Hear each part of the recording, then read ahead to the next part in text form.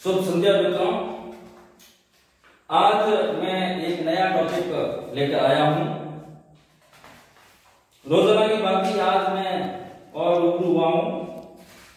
मैं अब सुबह और शाम दोनों टाइम आपको ऐसे बूस्टर डोज दिया करूंगा। हिंदी साहित्य के इतिहास से संबंधित और काव्य शास्त्र, हिंदी काव्य शास्त्र और पाश्चात्य काव्य शास्त्र दोनों के मैं वीडियो बराबर आपको सुबह और शाम दूंगा। सुबह का समय रहेगा 6 बजे से लगाकर 8 बजे के बीच में वीडियो आएगा। उनको आप सब्सक्राइब करें, लाइक करें और ज्यादा से ज्यादा शेयर करें। आप ज्यादा से ज्यादा शेयर करेंगे, सब्सक्राइब करेंगे, लाइक करेंगे, मेरा भी हौसला बुलंद रहेगा, मैं भी अच्छे से काम करूंगा। मैं जो ये पढ़ा रहा हूं मेरा खुद का नोट्स है, सार गर्भित नोट्स है। मैंने सार लिखा है कॉपी के अंदर और मैं आपको ये पढ़ा रहा हूं। आप ध्यानपूर्वक देखना, अच्छा लगे तो लाइक जरूर करना, शेयर करना, सब्सक्राइब करना न भूलें। आज का विषय है हिंदी साहित्य इतिहास किसको कहते हैं। हिंदी साहित्य इतिहास की क्या परिभाषा है, उनके उपलक्ष्य में मैं 3 विद्वानों की परिभाषा, उनके मत यहाँ मैंने स्पष्ट किए हैं आपके सामने।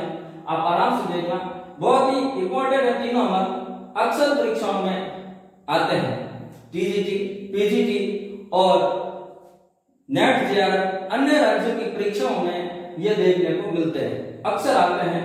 तो मैंने इनको यहाँ लिया है। इससे आगे जो भी बनेगा हिंदी साहित्य के स्रोत वगैरह मैं रोजाना इसी क्रम में लाता रहूंगा। हिंदी साहित्य में सबसे पहले आचार्य रामचंद्र शुक्ल का नाम लूंगा। आचार्य रामचंद्र शुक्ल हिंदी के जाने माने साहित्यकार है, इतिहास ग्रंथ लिखने वाले हैं। नाम कोई छोटा नाम नहीं है, हिंदी साहित्य के इतिहास में बहुत बड़ा नाम है आचार्य रामचंद्र शुक्ल। इन्होंने हिंदी साहित्य इतिहास की परिभाषा दी है। प्रत्येक देश का साहित्य वहां की जनता की चित्तवृत्तियों का संचित प्रतिबिंब होता है। बहुत ही इंपॉर्टेंट है। इतना सा ही परीक्षाओं में कभी कभी पूछते हैं, इतना पूछे संचित चित्तवृत्तियों का संचित प्रतिबिंब होता है। प्रत्येक देश का साहित्य वहां की जनता की चित्तवृत्तियों का संचित प्रतिबिंब होता है। अब यह निश्चित है कि जनता की चित्तवृत्ति के परिवर्तन के साथ साथ साहित्य में भी परिवर्तन होता चला जाता है। आदि से अंत तक इन्हीं चित्तवृत्तियों की परंपरा को परखते हुए साहित्यिक परंपरा के साथ उनका सामंजस्य दिखाना ही इतिहास कहलाता है। बहुत ही इंपॉर्टेंट है ये परिभाषा, बहुत ही वेरी मोस्ट इंपॉर्टेंट है आचार्य रामचंद्र शुक्ल की परिभाषा, जो अपने इतिहास ग्रंथ में इन्होंने इस परिभाषा को साहित्य क्षेत्र में लिखा है।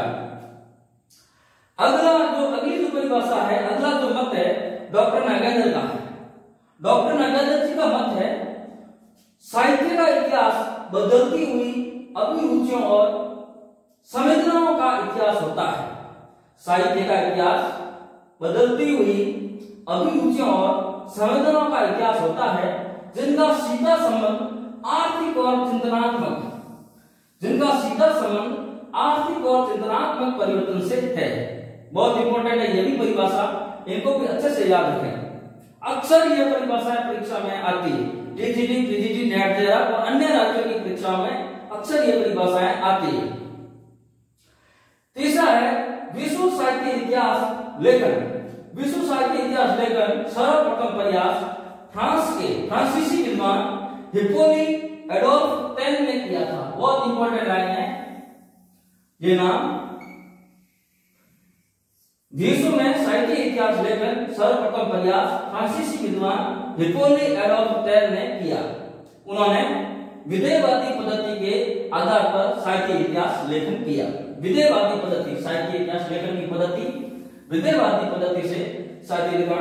आचार्य शुक्ल ने इसी पद्धति का अनुकरण किया है। बहुत ही इंपॉर्टेंट है, कई बार परीक्षा में सवाल देखने को मिलते हैं।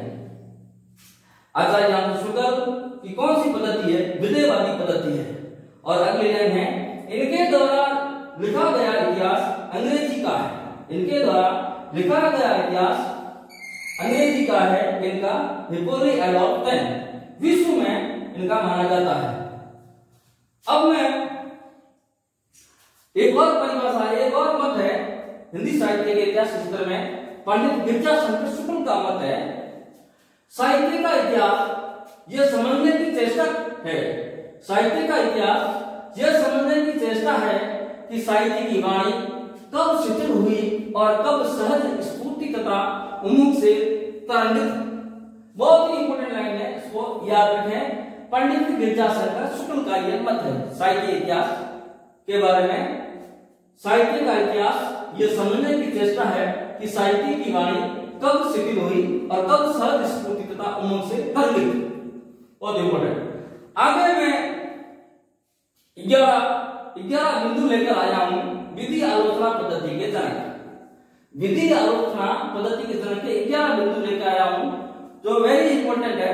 अक्सर परीक्षाओं में इनमें से एक सवाल पूछा जाता है।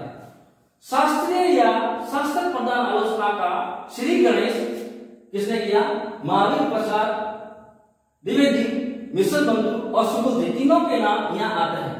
महावीर प्रसाद द्विवेदी है यहाँ पे, द्विवेदी, और मिश्र बंधु सुगल जी।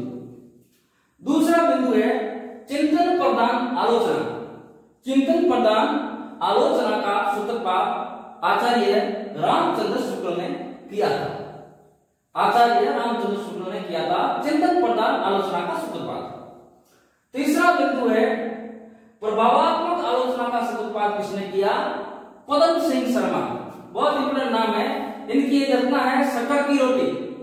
शक्कर की रोटी इसी की रचना है पदम सिंह शर्मा की, और इन्होंने ये लिखा है प्रभावात्मक आलोचना का सूत्रपात इन्होंने किया है। व्याख्यात्मक आलोचना का सूत्रपात आचार्य रामचंद्र शुक्ल ने किया था, और व्यवहारिक आलोचना के जनक बालकृष्ण भट्ट है। व्याख्यात्मक आलोचना का आदर्श रूप देने वाले हमारे हजारी प्रसाद द्विवेदी जी हैं। बहुत इंपॉर्टेंट है।